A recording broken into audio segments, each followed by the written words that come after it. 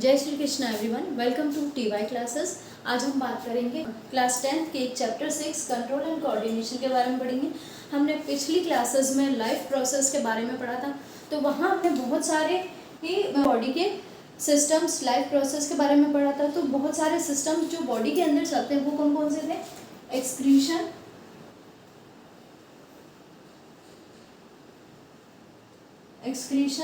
Respiration,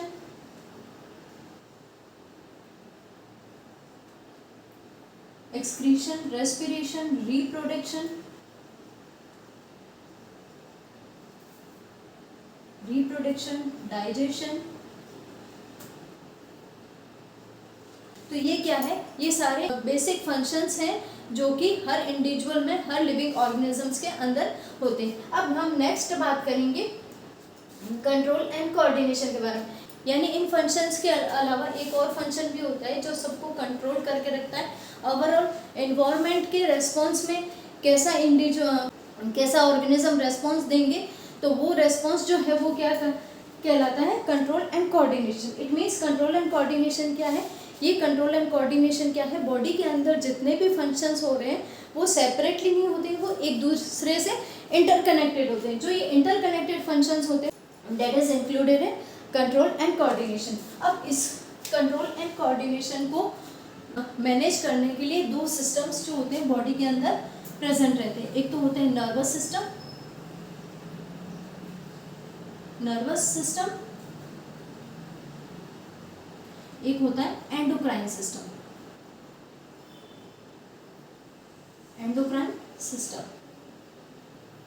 यानी हमारी body के अंदर जितना भी रेस्पॉन्स है, फॉर एग्जांपल अगर बच्चे पढ़ाई कर रहे हैं तो किसी ने डांटा होगा, टीचर ने डांटा, तभी बच्चे पढ़ रहे हैं। इट मीन्स वहाँ क्या है? ये डांट का रेस्पॉन्स क्या है? बच्चे जो दे रहे हैं वो पढ़ाई में दे रहे हैं। तो बच्चों को जो डांटा गया है तो वो क्या है? एनवायरनमेंट के अंदर चेंज है। तो ये जो एनवायरनमेंट के अंदर चेंज है वो क्या है? स्टिमुलस है। और बच्चे जो एक्शन उसके अगेंस्ट में रहे, यानी बच्चे टीचर को देखते ही या पेरेंट्स को देखते ही डायरेक्ट पढ़ने शुरू हो जाते हैं। तो ये क्या है? ये एक रेस्पॉन्स है, और नेक्स्ट एग्जाम्पल अगर देखें, फॉर एग्जाम्पल जैसे मम्मी खाना बना रही है तो खाने की खुशबू से क्या है? हम जल्दी से क्या है? किचन में भागे चले आते हैं। तो ये जो खाने की खुशबू है वो क्या है? इन्वायरमेंट के अंदर फैली, और वहाँ से क्या हुआ? इन्वायरमेंट में कुछ भी चेंज हुआ है तो वो क्या है? वो बॉडी के सेंस को अफेक्ट कर रहा है। इट मीन्स यहाँ क्या हो रहा है कि खाने की खुशबू जो है वो क्या है? नाक तक पहुँची है, और क्या है? पैरों से चल के जो है वो हम किचन की ओर भागे। तो इट मीन्स क्या हो रहा है कि यहाँ पर बॉडी जो है वो क्या कर रही है कि मूवमेंट का, पहले तो स्मेल ली, फिर उसके बाद ब्रेन ने सिग्नल दिया कि हाँ कुछ अच्छा बन रहा है तो किचन में जाना है। देन उसके बाद क्या होगा? लेग का मूवमेंट होगा। फिर उसके बाद क्या होगा? हमारी टंग रेस्पॉन्स देगी कि मम्मी ने क्या बनाया है, कितना अच्छा बनाया है, कोई अच्छी खुशबू आ रही है। तो वो खाने के लिए जो है वो क्या है? हमारे सेंसर्स जो होंगे वो और जनरेट होंगे। तो वो क्या होगा? सलाइवा सिक्रेट होगा। तो ये जो सलाइवा सिक्रेट हो रहा है ये भी क्या है? एनवायरनमेंट के अगेंस्ट में रेस्पॉन्स है। तो ये क्या है? एनवायरनमेंट में जो चेंज हुआ है तो वो बॉडी जो रेस्पॉन्स दे रही है वो किस तरीके से दे रही है, that is all included in control and coordination. अब यहाँ हम बात करेंगे, इस चैप्टर में हम बात करेंगे कि बॉडी में कंट्रोल एंड कोऑर्डिनेशन किस तरीके से होता है।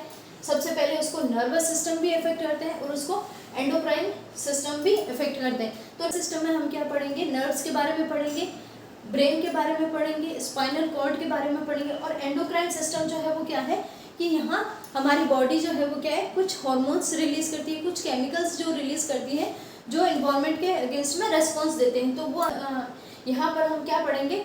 हार्मोन्स के बारे में पढ़ेंगे।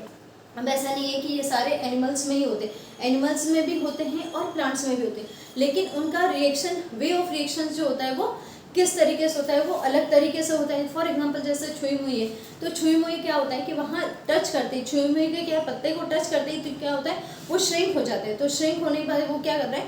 ये क्या हुआ कि एनवायरनमेंट के अगेंस्ट में उन्होंने रेस्पॉन्स दिया है। कुछ केमिकल्स भी रिलीज होते हैं बहुत सारे प्लांट्स के अंदर, वो लेटर हम स्टडी करेंगे। नेक्स्ट हम बात करेंगे न्यूरॉन्स के बारे में। Thank you.